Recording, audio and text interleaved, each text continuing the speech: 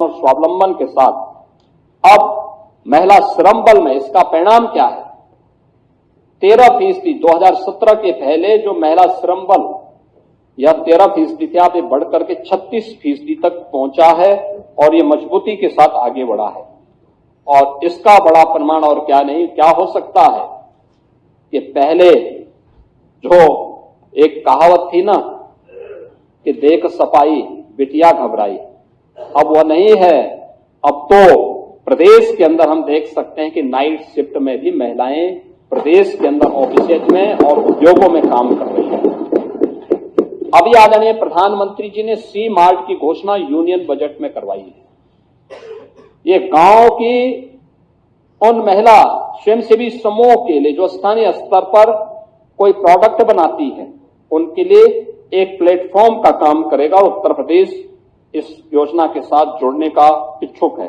आज उज्ज्वला योजना, बेटी बचाओ बेटी पढ़ाओ अभियान, मातृवंदना योजना, मुख्यमंत्री कन्या सुमंगला योजना, मुख्यमंत्री सामूहिक विवाह की योजना, ये सभी उनके जीवन को उज्जवल बनाने में सहयोग कर रही हैं। तो 1,06,00,000 से अधिक निराश्रित महिलाएं, वृद्धजन और दिव्यांग जनों को 12,000 रुपये सालाना पेंशन की सुविधा भी हम प्रदेश के अंदर उपलब्ध करवा रहे हैं। और हम लोगों ने इस बार के बजट में बहुत व्यवस्था की है कि इन सभी के पेंशन की इस राशि को बढ़ाने का काम सरकार करेगी। इनके लिए करेंगे आंगनबाड़ी, आशा वर्कर, इन सभी के भी मानदेय को बढ़ाएंगे। शिक्षा मित्र, अनुदेशक, इन सब के लिए भी सरकार कार्य कर रही है। और ये सरकार पहली सरकार है जिसने शिक्षा मित्रों के लिए, शिक्षकों के लिए, किसी भी कोई भी शिक्षक हो, उच्च शिक्षा के हो, माध्यमिक के हो, बेसिक के हो, वे शिक्षा मित्र हो, अनुदेशक हो, इन सबको, शिक्षणोत्तर कर्मचारियों, इनको हम लोगों ने 5 लाख रुपए तक की कैशलेस स्वास्थ्य की सुविधा उपलब्ध करवाई। ये सभी को उपलब्ध करवा चुके हैं। 1 अप्रैल से लागू भी हो जाएगा। लेकिन आखिर पिछली सरकारें कर क्या रही थी? यहां 60 लाख से अधिक आवास ग्रामीण और शहरी क्षेत्र में उपलब्ध करवाए गए। टिक एंड चूज नहीं हुआ। गरीब गरीब है, हर जरूरतमंद को ये सुविधा मिलनी चाहिए। हमारे लिए सबका साथ और सबके विकास, प्रधानमंत्री जी का यह स्लोगन एक मंत्र के रूप में अंगीकार करते हुए हम लोगों ने हर जरूरतमंद को इन सुविधाओं के साथ जोड़ने का काम किया है। और अब सरकार इस बारे में भी कह रही है कि आगे भी विकास का यह मॉडल इसी रूप में आगे बढ़ेगा। हर जरूरतमंद को प्रदेश सरकार उसी रूप में आगे बढ़ाने का काम करे। जीरो पॉवर्टी के लक्ष्य को प्राप्त करने के दिशा में सरकार ने जो काम प्रारंभ किया है। हर जरूरतमंद को राशन कार्ड की सुविधा। याद करिए 2017 के पहले सबसे ज्यादा शिकायत आती थी राशन वितरण की। आज राशन वितरण की कोई समस्या नहीं, क्योंकि टेक्नोलॉजी का उपयोग किया गया। आज प्रदेश के अंदर किसी भी स्तर पर गरीब को उसका हक प्राप्त हो रहा है। हम जब इसकी बात करते हैं, राजस्व से जुड़े हुए तमाम मामले आते हैं। पैमाइश का है, लैंड यूज का है, वरासत का है, नामांतरण का है। मुझे याद है 2017 के पहले 34 लाख मामले लंबित थे। हम लोगों ने राजस्व संहिता में व्यापक परिवर्तन किए और परिवर्तन करके इसको और आसान बनाया। और मुझे बताते हुए प्रसन्नता है कि महोदय पिछले 8.5 वर्ष के अंदर प्रदेश के अंदर राजस्व से संबंधित पैमाइश से, नामांतरण से, वरासत से जुड़े हुए जितने भी मामले थे, इन सब में 10 लाख नए मामले आए। लेकिन पिछले 34 लाख मामले जो थे, अगर न्यायालय में लंबित नहीं है, उन सभी का निस्तारण भी इस दौरान हमारी सरकार ने किया है। यानी 34 वर्षों की बोझ को सरकार ने 8-9 वर्षों के अंदर पूरा दूर किया है। एक कॉमन मैन को उसके माध्यम से हम लोगों ने राहत दी है। अब सरकार का फोकस, जब सबका साथ और सबके विकास की बात आती है, तो सरकार का फोकस तुष्टीकरण नहीं, एक कॉमन मैन की संतुष्टीकरण की तरफ होता है। और उसी संतुष्टीकरण के माध्यम से हम इस कार्य को आगे बढ़ाने का काम भी कर रहे हैं।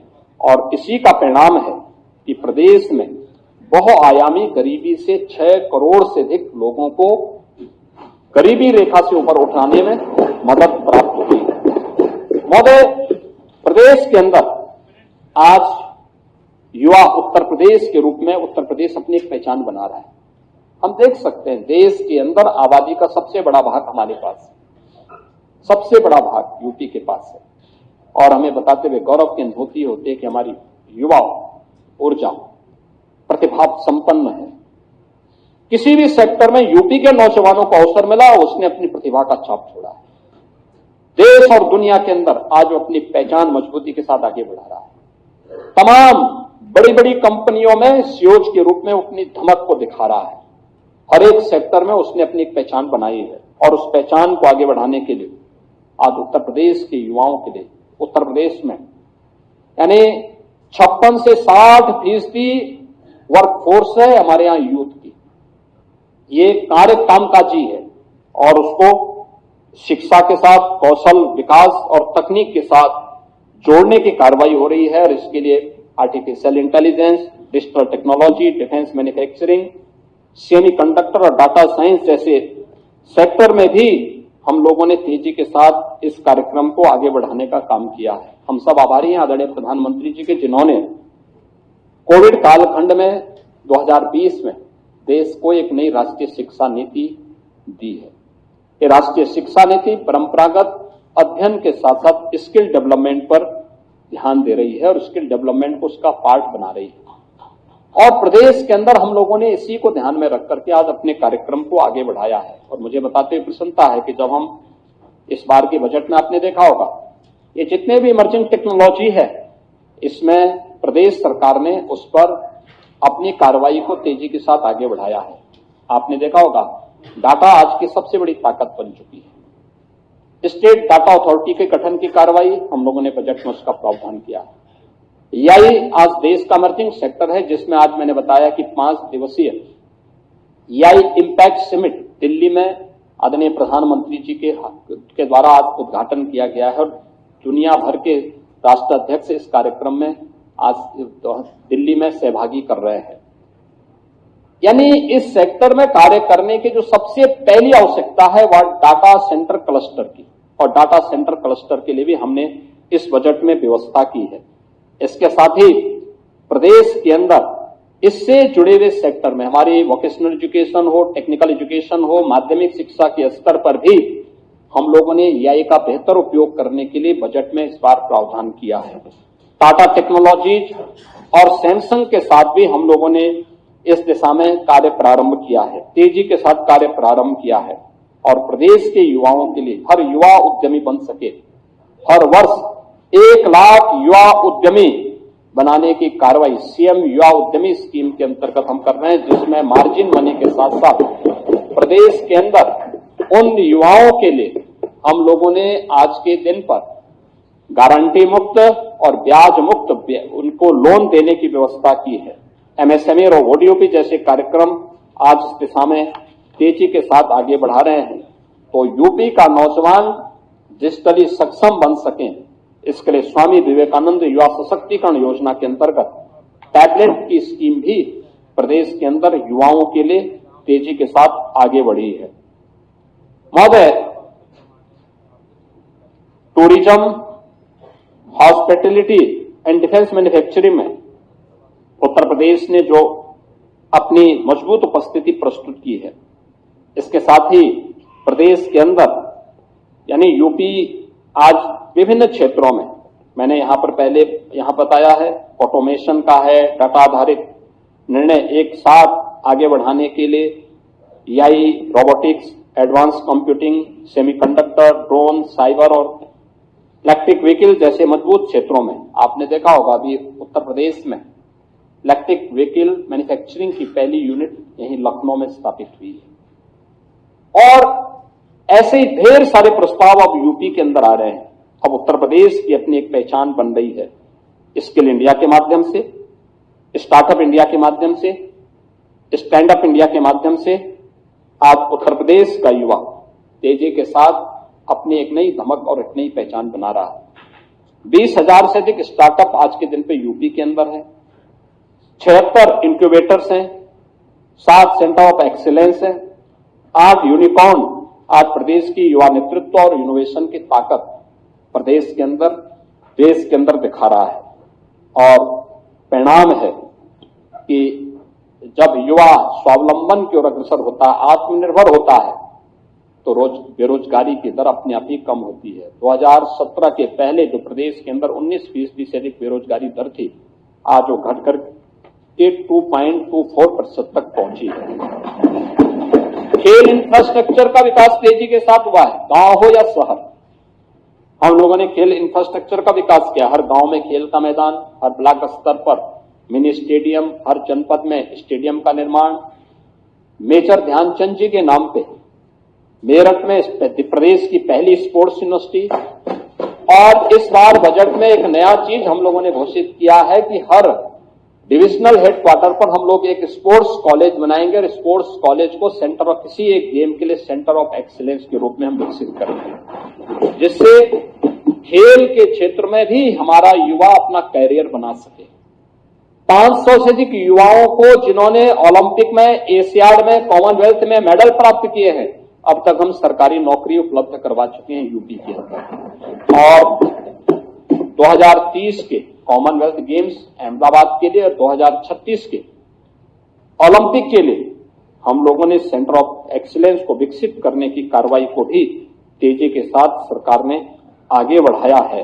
ये उत्तर प्रदेश के अंदर स्पोर्ट्स के सेक्टर में भी उत्तर प्रदेश तेजी के साथ अपनी उपस्थिति दर्ज किया है और उत्तर प्रदेश की यह पहचान उत्तर प्रदेश को आगे बढ़ा रही है। महोदय, आज इलेक्ट्रिक व्हीकल के बाजार में उत्तर प्रदेश की एक मजबूत धमक हुई है।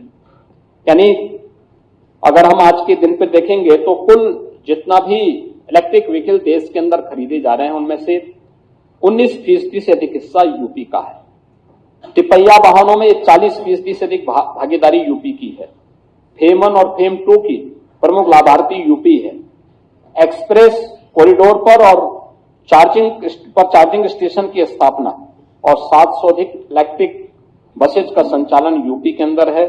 हम लोगों ने उत्तर प्रदेश के अंदर अपने संस्थानों में ये सभी कार्य आगे बढ़ाने का काम भी किया है। महोदय, मुझे जब यहां पे समाजवादी पार्टी विकास की बात करती है और इस सरकार की विकास की योजनाओं पर या बजट पे टिप्पणी करती है, हमें हंसी आती है। विकास की बात वे लोग कर रहे हैं और विकास के नाम पर आईना दिखाने का काम वे लोग कर रहे हैं, जिन्होंने एक बार नहीं 4-4 बार अवसर मिलने के बाद भी प्रदेश के अंदर विकास की किसी ठोस योजना को लेकर के वे आगे नहीं बढ़ पाए। मैंने पहले भी कहा, इनका विकास का मॉडल क्या था?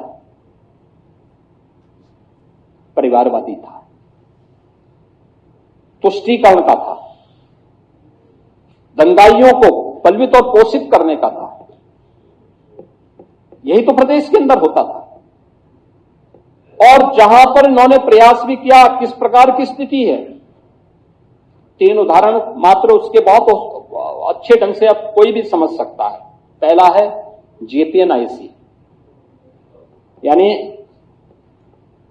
देश के अंदर दोषी स्वाधीनता आंदोलन के रूप में इमरजेंसी के खिलाफ शंखनाद करने वाले जयप्रकाश जी उत्तर प्रदेश की धरा पर जन्मे थे और ये हमारे समय कार्य कर रहा है। आज उत्तर प्रदेश के अंदर ये सभी सेक्टर हैं जिन पे प्रदेश को एक अच्छी सफलता प्राप्त हुई है। महोदय, ये तब होता है जब एक टीम वर्क प्रदेश के अंदर या देश के अंदर काम करते, तब परिणाम आते हैं। लोगों के मन में एक विश्वास होता है। हर तबके का व्यक्ति, क्या गांव हो, क्या गरीब हो, क्या युवा हो, क्या महिलाएं हो, क्या किसान हो, क्या हस्तशिल्पी हो, हर एक के मन में एक विश्वास, और वह विश्वास आज यूपी के अंदर देखने को मिल रहा है हर एक सेक्टर में। आज उत्तर प्रदेश के अंदर कानून का राज है, अपराधी भयभीत है, गरीब को सम्मान है, किसान खुशहाल है, महिलाओं को सुरक्षा की गारंटी है, युवाओं को आगे बढ़ने के लिए एक बेहतरीन अवसर है। हर गांव में बिजली है, हर हृदय में गर्व है, और मैं कह सकता हूं कि यूपी आज फिर से राम राज्य की आधार भूमि के रूप में अपने आप को एक नई पहचान। जन कल्याण, रोजगार सृजन, निवेश विस्तार के साथ ही सामाजिक सुरक्षा के माध्यम से आज उत्तर प्रदेश एक सशक्त, सुरक्षित और समृद्ध प्रदेश के रूप में अपनी एक नई पहचान को बनाया है। हमारा लक्ष्य है 2029-30 में आदरणीय प्रधानमंत्री जी के विजन के अनुरूप उत्तर प्रदेश को $1 ट्रिलियन की इकोनॉमी के रूप में स्थापित करना, और उस दिशा में हम लोगों ने अपना बजट भी सदन में प्रस्तुत किया है। बजट के बारे में समाजवादी पार्टी अच्छा नहीं बोल पाई, क्योंकि बोलने उनके लिए अच्छा करने के लिए समय नहीं है।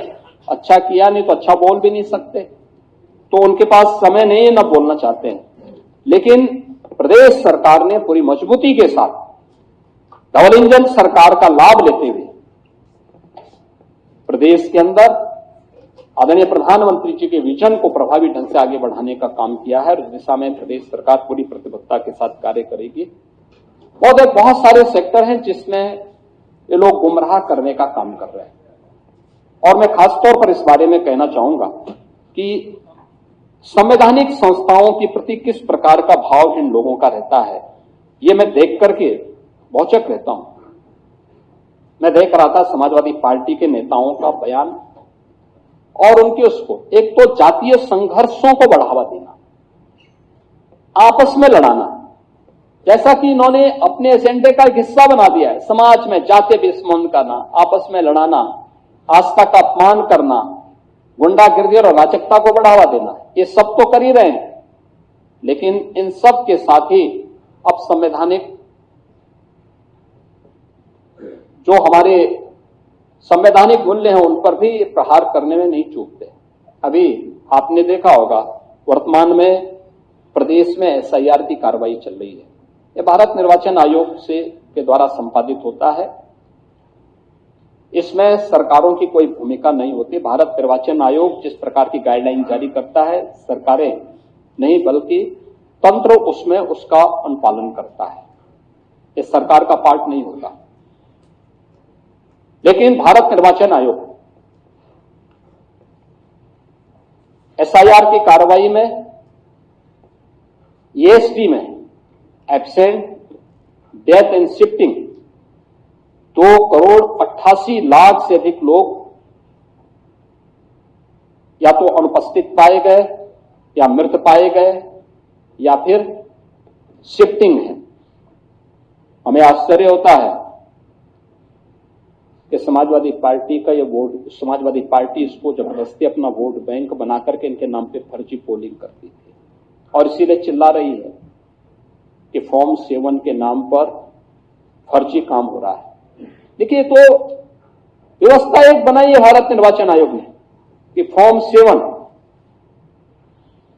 यानी 3 प्रकार के फॉर्म दिए गए। फॉर्म 6 नाम चढ़ाने का, फॉर्म 7 नाम काटने का, और फॉर्म 8 कोई संशोधन प्रस्तुत करना है तो इन सबको लेकर।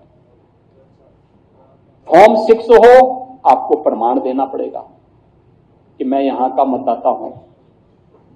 कोई नया मतदाता है, फॉर्म 6 भरेगा। फॉर्म 7 किसी को नाम कटवाना हो, किसी का नाम कटवाना हो, फॉर्म 7 आप भरिए। लेकिन अगर कोई व्यक्ति फॉर्म 7 भर रहा है तो जिसके नाम का भरा जा रहा है वह व्यक्ति, उसके अगर वह व्यक्ति फिजिकली प्रेजेंट हो जाता है तो ये अपने आप फॉर्म कट जाता है। मैं नहीं समझ पा रहा हूं कि इसमें चिल्लाहट की कौन सी बात है और आरोप प्रत्यारोप की कौन सी बात है। और जिस तरीके से इनके पदाधिकारी और इनके कार्यकर्ता BLOs के साथ में इस पूरी प्रक्रिया के साथ जुड़े हुए लोगों के साथ दुर्व्यवहार कर रहे हैं, मारपीट कर रहे हैं, ये शोभा नहीं देता है। संवैधानिक संस्थाओं की अवहेलना है, उनका मजाक है, उनका अपमान है। और मुझे लगता है कि अगर हम भारत के संविधान की शपथ खाते हैं तो संवैधानिक संस्थाओं के प्रति सम्मान का भाव भी हमारे मन में होना चाहिए। उनको हम पूरा सम्मान दें, हर प्रकार से आदर का भाव उनके प्रति रखें। लेकिन ये नहीं हो सकता है कि अपने अनुरूप हम संवैधानिक संस्थाओं की परिभाषा करें और उनको गढ़ने का काम करें। ये कतई और किसी भी स्थिति में स्वीकार्य नहीं हो सकता है। और इसीलिए मैं समाजवादी पार्टी से कहूंगा, क्योंकि यहां पे विधान परिषद में मुख्य प्रतिपक्षी पार्टी के न दें, उनको कम से कम कांग्रेस से सबक सीखना चाहिए। विधान परिषद तो कांग्रेस विहीन हो गया है। अगर आपको भी यहां पर या विधानसभा में समाजवादी पार्टी विहीन बनना है तो फिर इस प्रकार के अनर्गल प्रलाप करिए। महापुरुषों का अपमान करने की जो प्रवृत्ति है संविधान पर उंगली उठा करके, इसको करिए। अन्यथा मेरा आप सबसे विनम्र आग्रह होगा कि कोई भी इस प्रकार का आचरण न करें जो समाज में विद्वेष की स्थिति पैदा करता हो। उत्तर प्रदेश की इस नई पहचान जिसके प्रति देश और दुनिया आकर्षित हो रही है, इस पहचान को संकट में मत डालिए। प्रदेश को आज अपनी इस विकास की यात्रा के साथ आगे बढ़ने के लिए एक जिम्मेदार विपक्ष के रूप में अपनी भूमिका का निर्वहन करेंगे तो मुझे लगता है कि प्रदेश की जनता इसके प्रति आपको भी सम्मानित करेगी।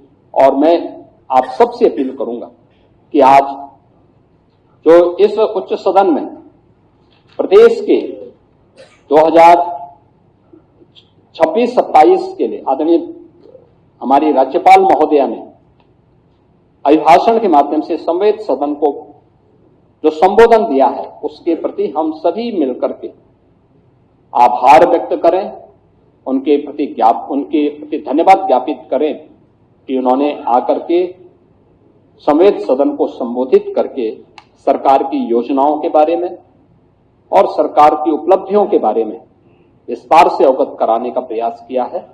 मैं इस शब्दों के साथ महामहिम राज्यपाल के प्रति आभार व्यक्त करता हूं और पूरे सदन से, उच्च सदन से अनुरोध करूंगा कि वह महामहिम राज्यपाल जी के प्रति वह भी सर्वसम्मति से धन्यवाद प्रस्ताव को पारित करते हुए इस सदन से इसे सर्वानुमति से पास करते हुए उनके प्रति धन्यवाद ज्ञापित करें। सभापति जी, आपको मैं बोलने के अवसर देने के लिए धन्यवाद। अब प्रश्न यह है कि श्री लाल बिहारी यादव नेता विरोधी दल और समाजवादी पार्टी के अन्य सदस्यों सर श्री राजेंद्र चौधरी, बलराम यादव, आशुतोष सिन्हा, किरणपाल कश्यप, डॉक्टर मान सिंह यादव, मोहम्मद जासमीर अंसारी, शाहनवाज खान, मुकुल यादव व श्री शाह आलम के अतिरिक्त श्री ध्रुव कुमार त्रिपाठी नेता शिक्षक दल ने जो संशोधन प्रस्ताव प्रस्तुत किए हैं वह अभिभाषण पर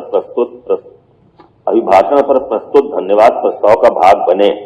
जो सदस्य इसके पक्ष में हो कृपया हाँ कहें और जो इसके विपक्ष में हो कृपया ना कहें। क्योंकि ना की संख्या अधिक है अतः संशोधनों का प्रस्ताव अस्वीकार। अब प्रश्न यह है कि यह सदन श्री सत्यपाल सिंह द्वारा प्रस्तुत निम्नलिखित प्रस्ताव जिसका श्री उमेश द्विवेदी ने समर्थन किया है कि यह सदन माननीय राज्यपाल के अभिभाषण के लिए जो उन्होंने राज्य विधानमंडल के एक साथ समवेत दोनों सदनों के समक्ष दिनांक 9 फरवरी 2026 को दिया है, कृतज्ञता पूर्वक धन्यवाद प्रकट करता है। जो सदस्य इस पक्ष में हो कृपया हाँ कहें और जो इसके विपक्ष में हो कृपया ना कहें। क्योंकि हाँ की संख्या अधिक है अतः धन्यवाद का प्रस्ताव सर्वसम्मति से पारित किया जाता है।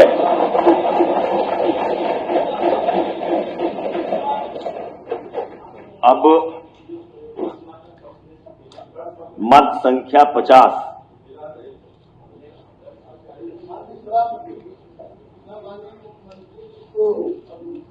लाखों लाख शिक्षकों की ओर से धन्यवाद ज्ञापित करता हूं कि उन्होंने जो कैशलेस चिकित्सा दिया वह कोई सोचा नहीं था कि जो है हमको कैशलेस चिकित्सा सुविधा मिल जाएगी। केवल माननीय सभापति जी पुरानी पेंशन पर विचार हो जाए तो और बहुत कृपा हो जाएगी। माननीय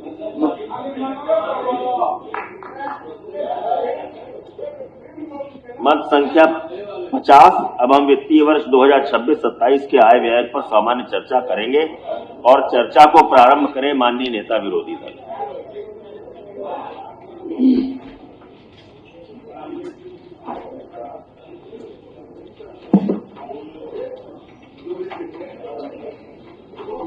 माननीय सभापति महोदय, आज हम बजट 2026-27 जो 9,12,696 करोड़ रंगोत्सव के कार्यक्रम के साथ आत्मिक भाव के साथ में जुड़ा हूं। और आस्था का सम्मान करने का परिणाम क्या है? यही उत्तर प्रदेश, जिसको बीमारू राज्य कहकर के लोग इसकी तौहीन करते थे, इसके बारे में हंसते थे, तमाम प्रकार की टिप्पणियां करते थे। और जब हम लोग 2017 में आए थे, तब उत्तर प्रदेश की जो जीएसटी की थी, यह मात्र 13 लाख करोड़ की थी। और यानी 1947 से लेकर के 2017 तक इन 70 वर्षों में इस यात्रा को तय करने में समय लगे 70 वर्ष, और हमने अचीव किया मात्र 13 लाख करोड़ की जीएसटी की।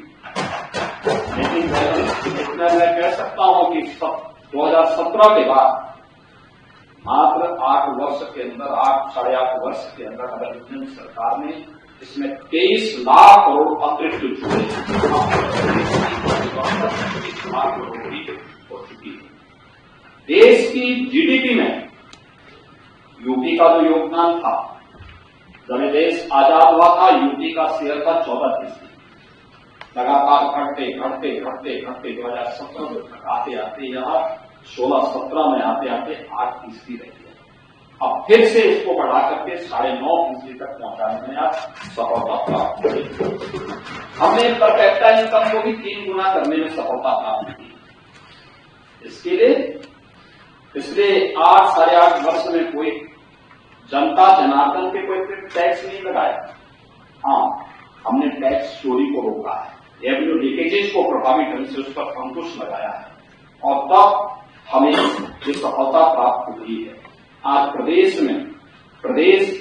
आज मैं कह सकता हूं कि पिछले 5-6 वर्षों से लगातार रेवेन्यू सरप्लस स्टेट के रूप में अपने आप को स्थापित किया है।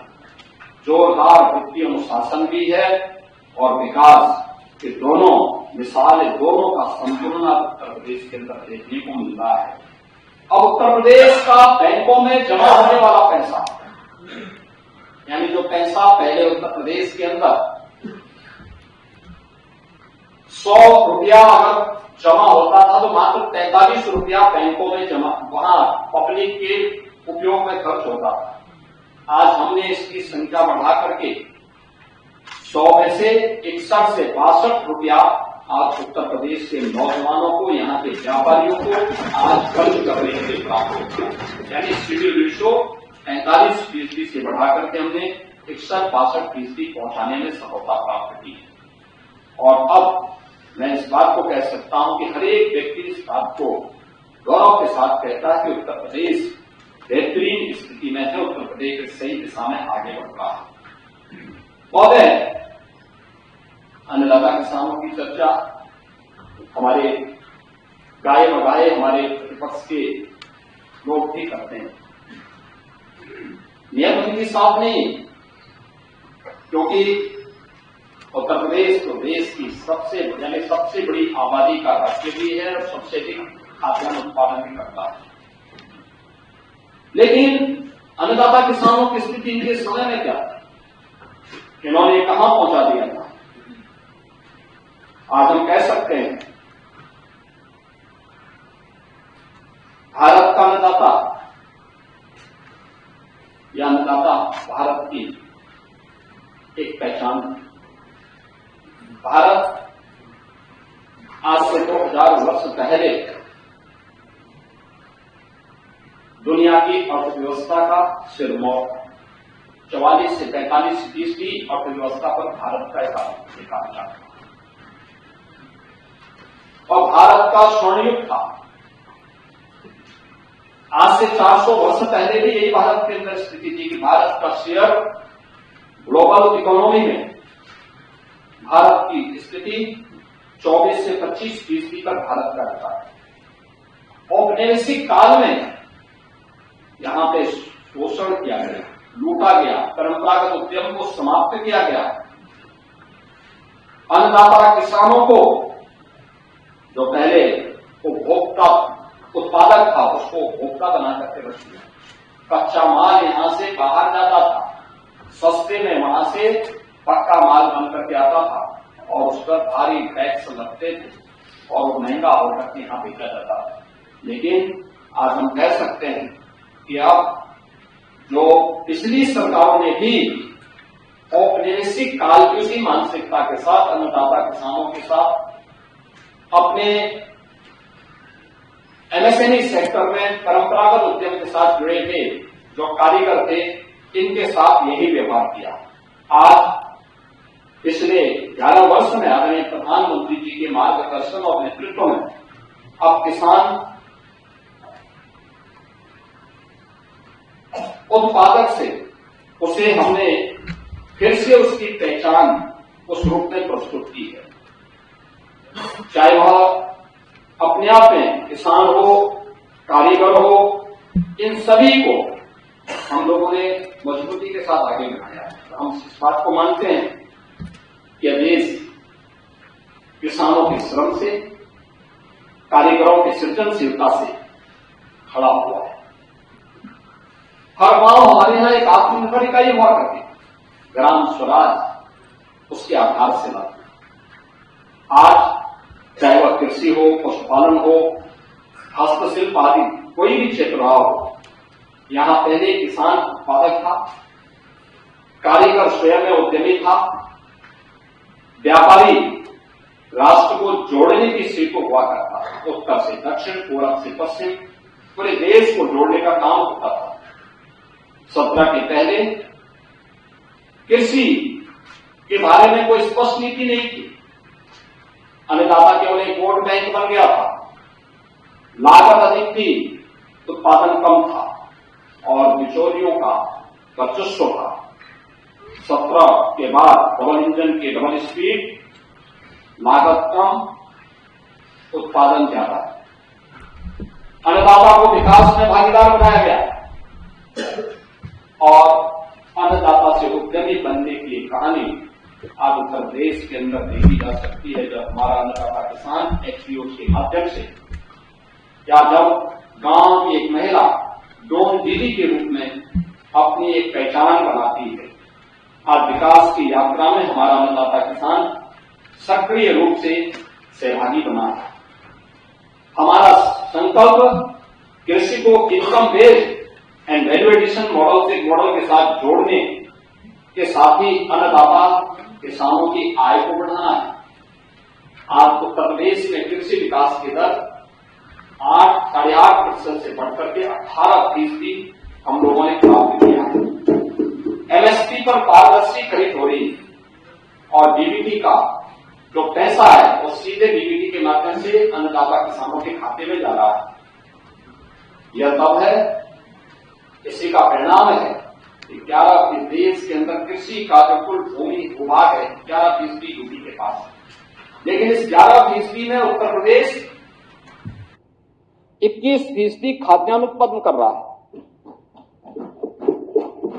अब अन्नदाता बीज से बाजार तक एक ग्लोबल मार्केट एक्सेस उसको उपलब्ध है और प्रधानमंत्री किसान सम्मान निधि में भी उत्तर प्रदेश के अन्नदाता किसानों को 95,000 करोड़ रुपए से अधिक की धनराशि सीधे उनके अकाउंट में हस्तांतरित हुई है।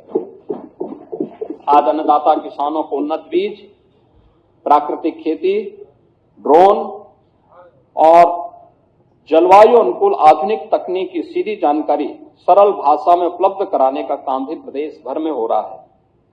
कृषि वैज्ञानिकों, स्टार्टअप्स और प्रगतिशील किसानों से व्यावहारिक प्रशिक्षण भी आज अन्नदाता किसानों को प्राप्त हो रहा है। खेती के बाद खेत में सारे कृषि वैज्ञानिक जाते हैं और किसान के खेत में चर्चा होती है।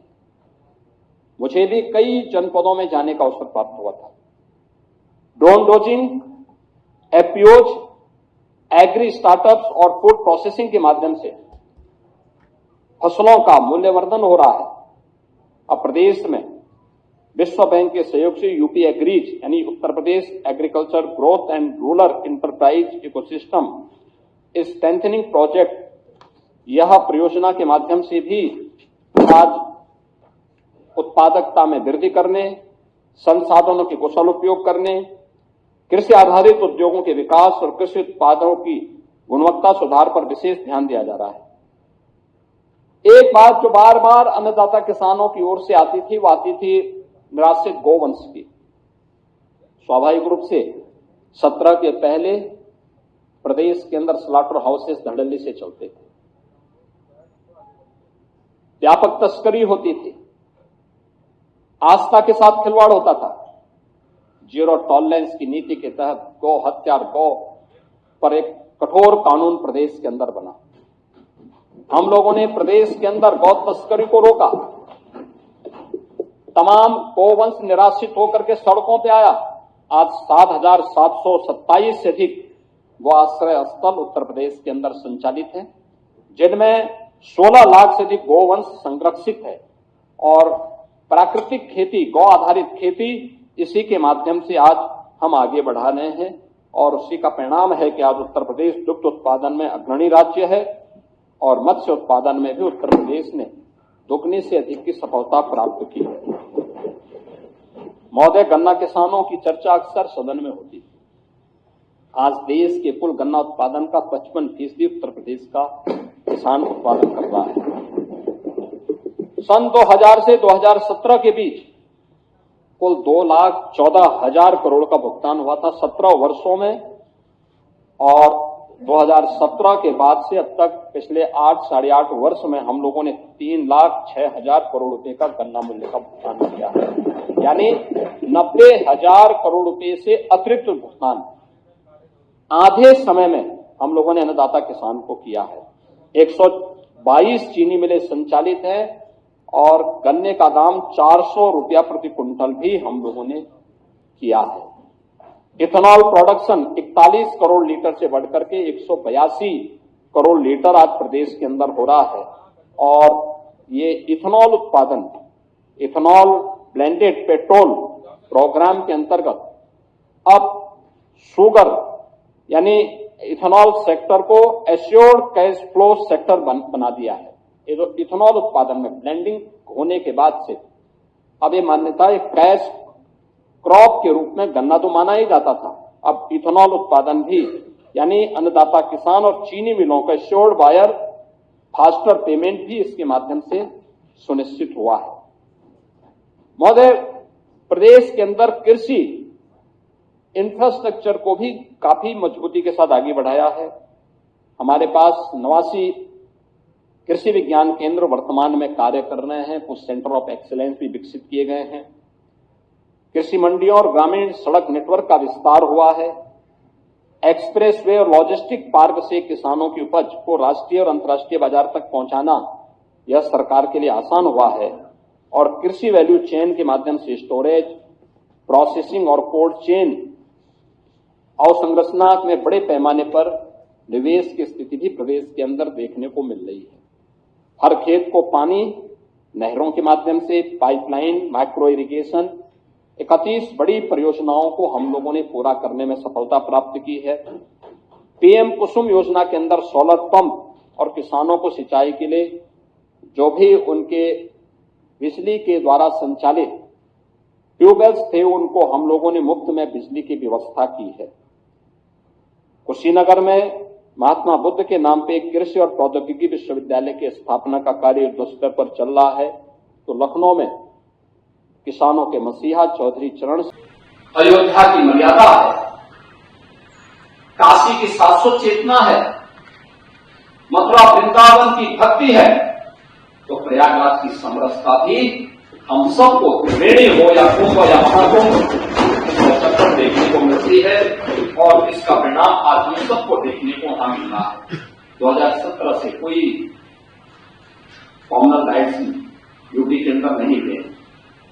अब हम कह सकते हैं कि यूपी में न कर्फ्यू है न दंगा है, यूपी में सब चंगा है। महिलाओं को सुरक्षा और व्यापारियों को भय मुक्त वातावरण दिया गया है।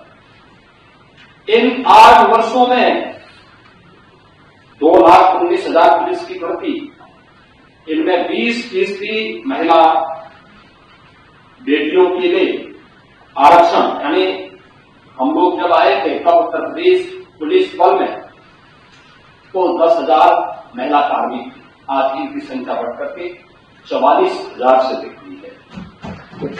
पुलिस की क्षमता में अभूतपूर्व, ट्रेनिंग क्षमता में अभूतपूर्व वृद्धि हुई है। मुझे याद है 2017 में हम लोग आए थे, हमें पुलिस की भर्ती करनी थी, राज्य के पास ट्रेनिंग की क्षमता नहीं थी। हम लोगों ने मिलिट्री, पैरामिलिट्री और अन्य राज्यों के ट्रेनिंग सेंटर हायर किए और इस बार 60,200 पुलिस कार्मिकों की भर्ती हुई है। इन सब की ट्रेनिंग हम उत्तर प्रदेश के स्वयं के ट्रेनिंग केंद्रों में, ट्रेनिंग सेंटर्स में उनकी ट्रेनिंग आज सफलतापूर्वक प्रदेश के अंदर हो रही है। आज पुलिस की अवस्थापना सुविधाओं में अभूतपूर्व परिवर्तन हुआ है। अब खपड़ेल के बैरक की जगह हाईराइट बिल्डिंग में पुलिस कार्मिकों के लिए बैरक बनाए गए। 7 पुलिस कमिश्नरेट मॉडल पुलिसिंग का एक नया मॉडल प्रस्तुत कर रहे हैं।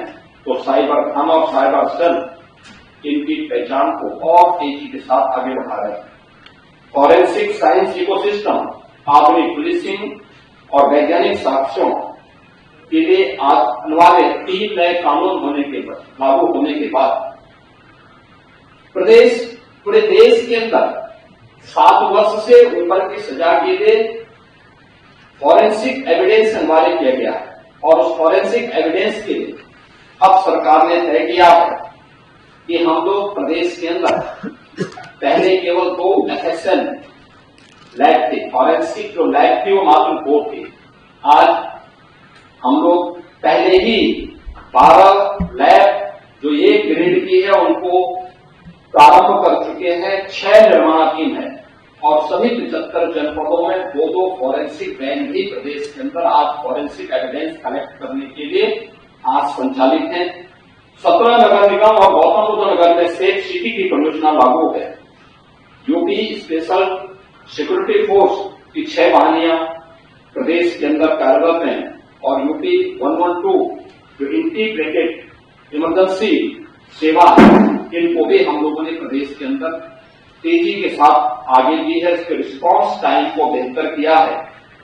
पीएसी जो दंगाइयों की काव थी उसको पिछली सरकारों ने अपने स्वार्थ के कारण एक प्रकार से बंदी की कगार पर पहुंचा दिया था। हमने फिर से 34 पीएसी की कंपनियों को पुनर्जीवित किया है और 3 महिला बटालियन अब पहली बार यूपी पीएसी में गठित हुई है और ये भी 3 उन वीरांगनाओं के नाम पर जिन्होंने देश की स्वाधीनता आंदोलन को एक नई गति दी थी, उनके नाम पर गठित हुई है, जिनमें वीरांगना चलकारी बाई, वीरांगना अवंती बाई और वीरांगना होता देवी, इन तीनों के नाम पर 3 पीएसी की बटालियन यूपी के अंदर गठित हुई है और 3 नए पीएसी की बटालियन के गठन के लिए प्रदेश तेजी के साथ कार्य कर रहा है। महोदय, प्रदेश अपनी विरासत पर गौरव की अनुभूति करता है। पूरा देश आदरणीय प्रधानमंत्री जी की प्रेरणा से अपनी विरासत पर गौरव की अनुभूति करता है और हम लोगों का मानना है कि विरासत से युक्त विकास ही एक उज्जवल भविष्य की एक आधारशिला होती है। लेकिन अपने राजनीतिक स्वार्थों के लिए अगर कोई उन आक्रांताओं को महिमामंडन करता है जिन्होंने भारत की आत्मा पर प्रहार किया, जिन्होंने भारत की आस्था को रौंदने का कार्य किया है, मुझे लगता है कि आज का नया भारत, आज का नया उत्तर प्रदेश, नए भारत का नया उत्तर प्रदेश जिसको स्वीकार करने को तैयार नहीं, कतई तैयार नहीं है। आप देखें किस प्रकार से, यानी आक्रांताओं को महिमामंडन करना, देशद्रोही तत्वों के समर्थन में बयानबाजी करना या राष्ट्रीय प्रतीकों को के प्रति अपमानजनक टिप्पणी करना, कि किसी राष्ट्रद्रोह से कम नहीं। वंदे मातरम का 150वां वर्ष चल रहा है। कुछ लोग हैं, उनमें राष्ट्रगीत जिसे भारत की संविधान सभा ने सर्वसम्मति से सम्मान देकर के राष्ट्रगीत के रूप में प्रस्तुत किया। हम आभारी हैं प्रधानमंत्री मोदी जी के, जिन्होंने राष्ट्रगीत को अनिवार्य रूप से देश के अंदर लागू करने के लिए राष्ट्रगीत भारत के आन मान शान का प्रतीक है। हर भारतवासी को अपने पुरातन वैभव और गौरव की अनुभूति करनी चाहिए और इन सभी प्रतीकों के साथ साथ राष्ट्र नायकों का सम्मान हम सब भारतीयों का दायित्व बनता है। अगर हम आक्रांताओं का महिमामंडन कर रहे हैं और राष्ट्र के प्रतीकों का, भारत के तिरंगे का, भारत के राष्ट्रगान का, भारत के राष्ट्रगीत का, भारत के महापुरुषों का अपमान कर रहे हैं, एक प्रकार से हम संविधान के अवहेलना कर रहे हैं। मैं पूछना चाहता हूं समाजवादी पार्टी और कांग्रेस, एक तरफ संविधान के नाम पर जनता की आंखों में धूल झोंकने का कार्य कर रहे हैं और दूसरी तरफ वंदे मातरम जैसे राष्ट्रगीत का इनके द्वारा विरोध करवाया जा रहा है। इनके सदस्य धड़ल्ले से बोल रहे हैं कि हम वंदे मातरम के लिए खड़े नहीं होंगे, हम नहीं गाएंगे। क्या मतलब इसका? यानी हिंदुस्तान में रहोगे और भारत के राष्ट्रगान और राष्ट्रगीत को गाने में आपको दिक्कत होती है, ये चीजें नहीं चल सकती। ये भारत के संविधान निर्माताओं का अपमान है, ये बाबा साहब भीमराव अम्बेडकर का अपमान है, क्योंकि उसी संविधान सभा ने, याद रखना, 24 जनवरी 1950 को वंदे मातरम को भारत के राष्ट्रगीत के रूप में मान्यता दी और हर भारतीय का दायित्व बनता है हम भारत के प्रतीकों को पूरी तरह सम्मान दें। हम कोई भी ऐसा कार्य न करें। मुझे आश्चर्य होता है समाजवादी पार्टी के लोग गाजी के मेले का समर्थन करते हैं। ये गाजी कौन? ये गाजी जो भारत की परंपरा और संस्कृति को रौंदने के लिए आया था। श्रावस्ती के तत्कालीन नरेश महाराज सुहेलदेव के नेतृत्व में हिंदू राजाओं ने उसको रौंद डाला। सम्मान महाराज सुहेलदेव को नहीं था और ये मुझे आनंद की अनुभूति होती है कि हमारी नवनिर्जन सरकार ने महाराज सुहेलदेव के नाम पर बहराइच की चित्तौड़ा नामक स्थान पर महाराज सुहेलदेव का भव्य स्मारक बनाया। हमारी सरकार को गौरव की अनुभूति होती है कि महाराज सुहेलदेव के नाम पर एकमात्र विश्वविद्यालय ये हमारी नवनिर्जन की सरकार ने बनाया। आजादी के बाद लोक माता अहिल्याबाई होलकर को सम्मान डबल इंजन की सरकार ने दिया। आदरणीय प्रधानमंत्री जी ने लोक माता का एक भव्य प्रतिमा काशी विश्वनाथ धाम में स्थापित किया, लेकिन गुमराह करना, असत्य वाचन करना और उसके माध्यम से गुमराह करने की जो प्रवृत्ति है समाजवादी पार्टी की, आज समाजवादी पार्टी लोक माता के नाम पर इसी प्रकार को गुमराह कर रही है। राम मंदिर का विरोध करते हैं, काशी विश्वनाथ धाम का विरोध करते हैं, या उस प्रकार के तत्वों को प्रश्रय देते हैं।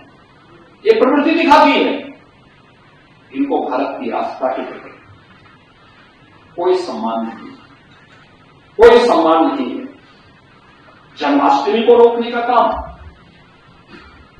कांवड़ यात्रा को रोक लगाने का काम, अयोध्या की 84 कोसी परिक्रमा हो या दीपोत्सव और रंगोत्सव के कार्यक्रम, यह प्रतिपक्ष से जुड़े हुए दलों ने अपने समय में इनको रोकने का काम किया था। कांग्रेस तो सुप्रीम कोर्ट में यहां तक कह दी कि राम और श्री कृष्ण ये दोनों मिथक हैं। समाजवादी पार्टी ने अपने समय में राम भक्तों पर गोलियां चलाई थी, मंदिर निर्माण के मार्ग में बाधा पैदा करने के लिए अपने अधिवक्ता तैयार किए थे।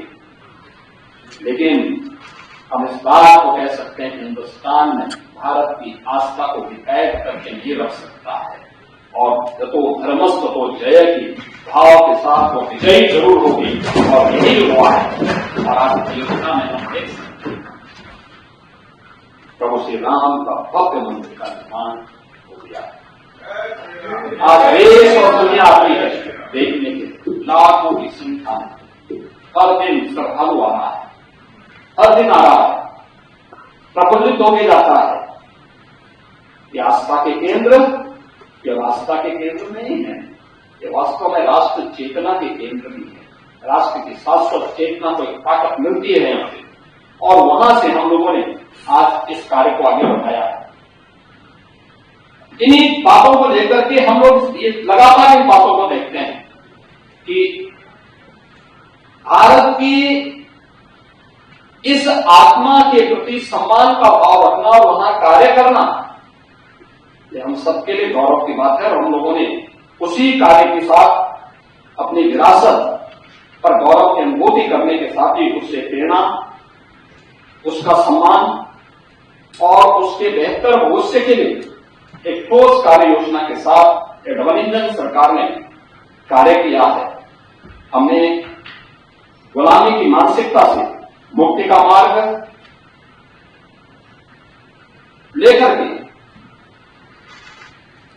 आदरणीय प्रधानमंत्री जी ने देश की आजादी के अमृत महोत्सव वर्ष के समय विकसित भारत के लिए जिन पंचप्रण की बात की थी, उसी से प्रेरणा लेकर के आज हम एक सशक्त भारत की अटल आधारशिला बनाने के लिए हम लोगों ने अपनी आस्था को आगे बढ़ाने का काम किया है।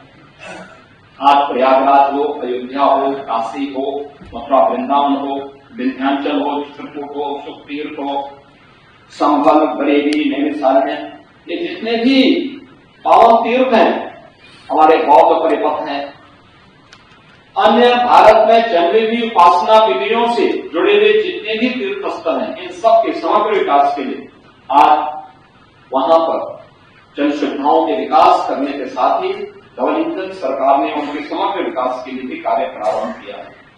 आज उत्तर प्रदेश की पहचान, जब मैं उत्सव प्रदेश की बात कर रहा हूं, तो उसकी पहचान दीपोत्सव से होती है। आज उसकी पहचान देव दीपावली से होती है। आज उसकी पहचान रंगोत्सव से होती है। अब ये केवल एक आयोजन मात्र नहीं है, बल्कि यह भारत की आध्यात्मिक गौरव का एक वैश्विक उत्सव के रूप में इन्होंने अपनी पहचान बनाई है। कौन ऐसा भारतीय है जिसने अयोध्या के दीपोत्सव को,